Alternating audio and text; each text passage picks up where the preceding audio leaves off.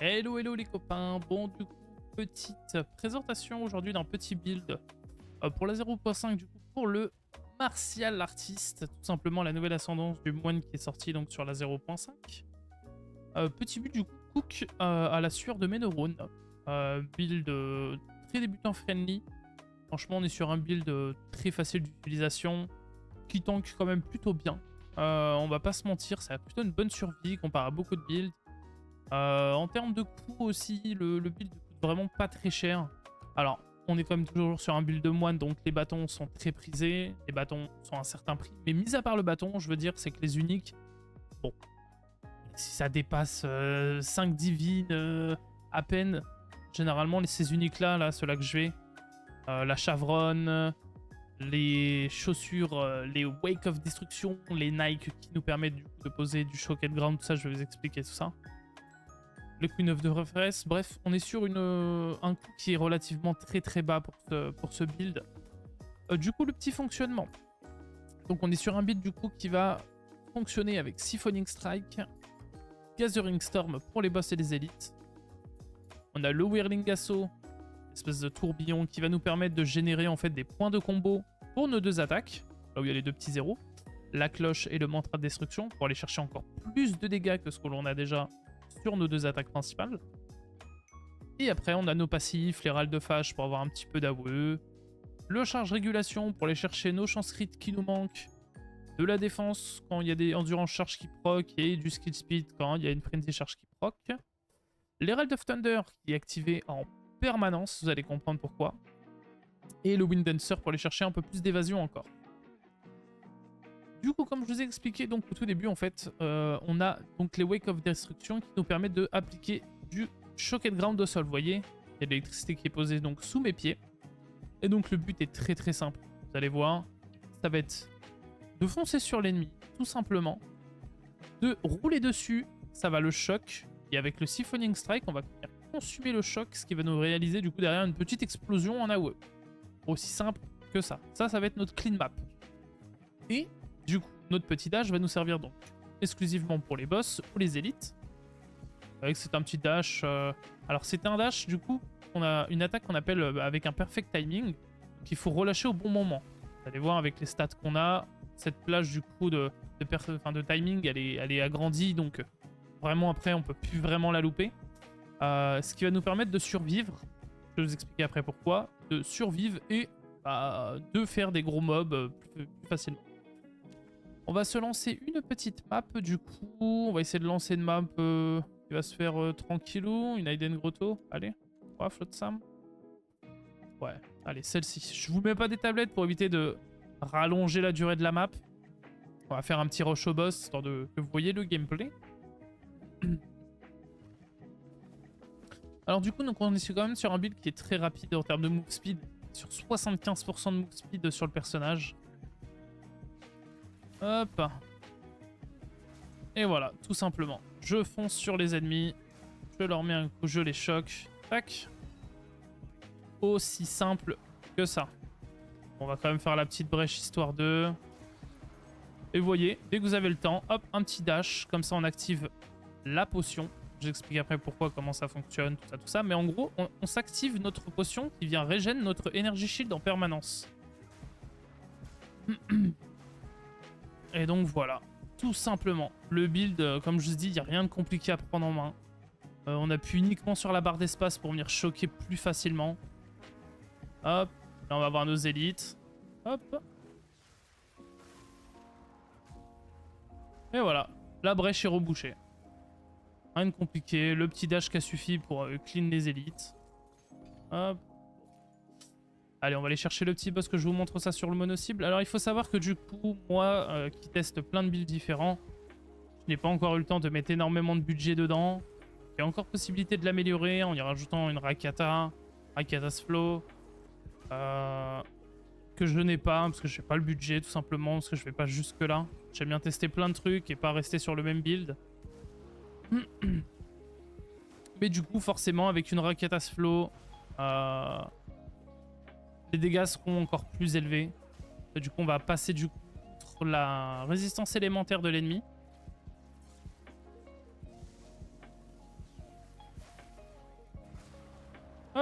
Vous voyez, ça va relativement vite. Hein. On va aller rush ce petit boss. Et après, je vais vous expliquer du coup qu'est-ce que j'ai mis en point de talent, qu'est-ce qu'on a mis du coup en gemme, les uniques, comment ça se déroule, comment ils fonctionnent. Bon, je rush un peu quand même le boss. Hein. Voilà.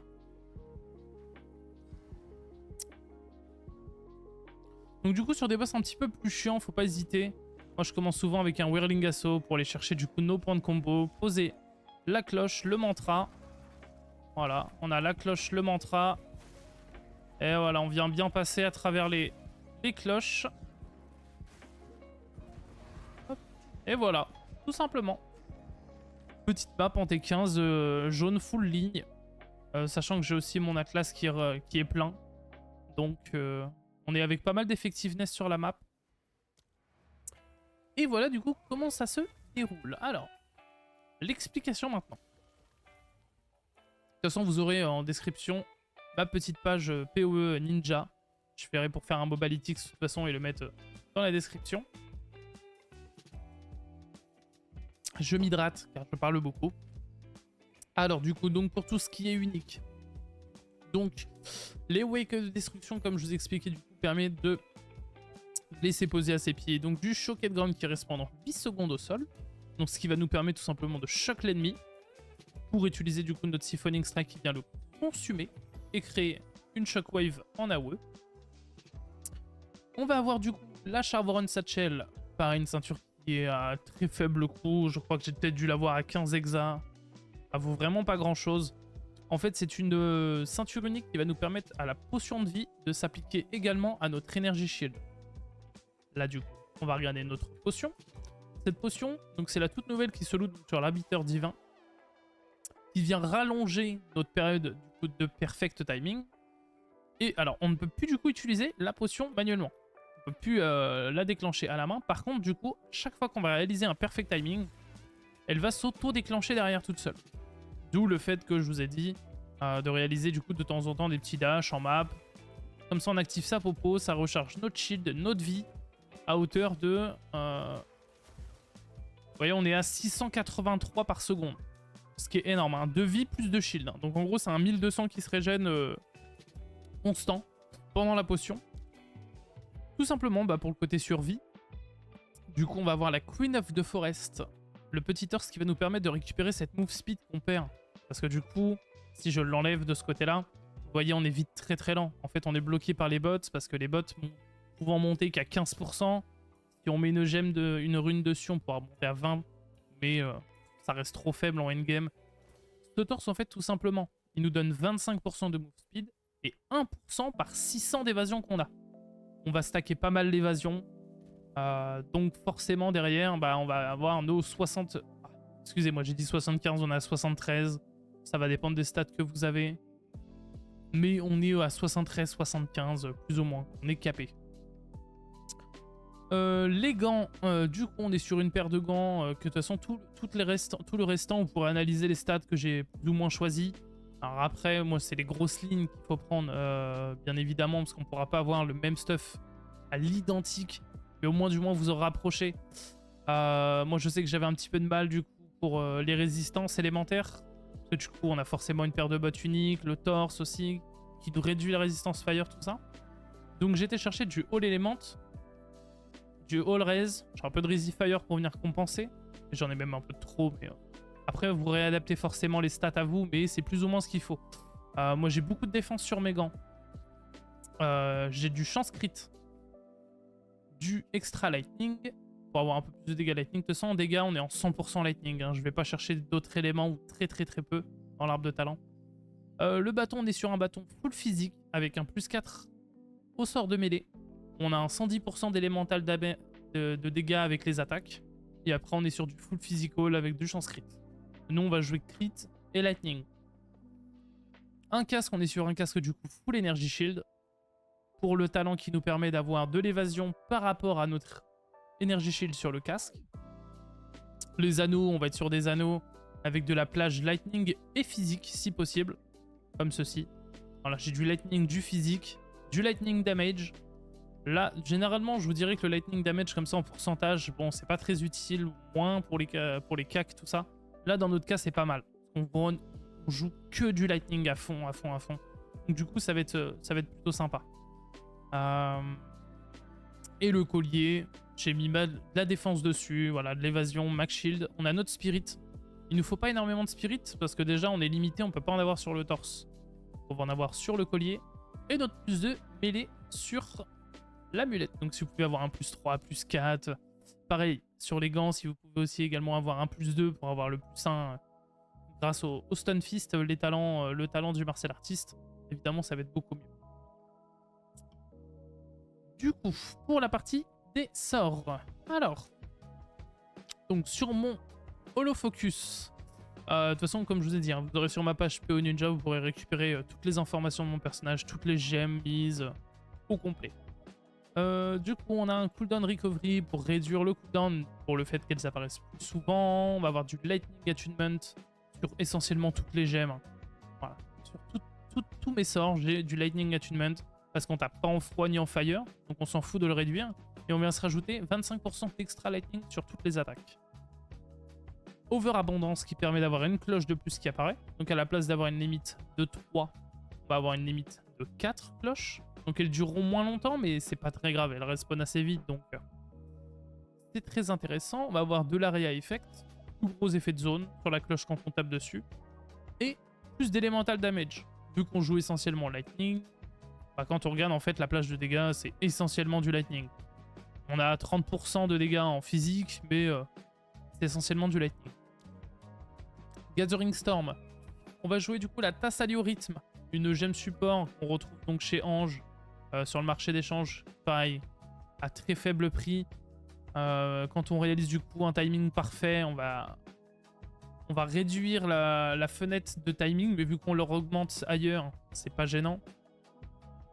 Et on va aussi avoir du coup plus de dégâts à chaque fois qu'on fait un perfect timing. Donc à chaque fois que je vais spammer un perfect timing, vous voyez en haut ça augmente. Et là on augmente encore plus et encore plus les dégâts. Vous voyez on monte à 136 000. Sachant que ce DPS là, c'est le DPS du dash normal. Nous, on parle en perfect, on fait que des perfects, on est les meilleurs. En perfect, on est déjà à 508k sans réel buff en plus. Ce qui est énorme. On est vraiment pas mal. On va avoir du coup Lightning Attunement, on va avoir de l'augmentation de dégâts élémentaires, plus de crit, moins de dégâts crit, malheureusement, mais si on veut choper notre 100%, actuellement on est à 76.19. Il faut savoir que du coup je passe très très proche de 100% une fois que j'ai une charge bleue grâce à charge régulation qui me donne 26% multiplicatif en crit. Et cette charge en fait on va tout simplement la récupérer avec siphoning.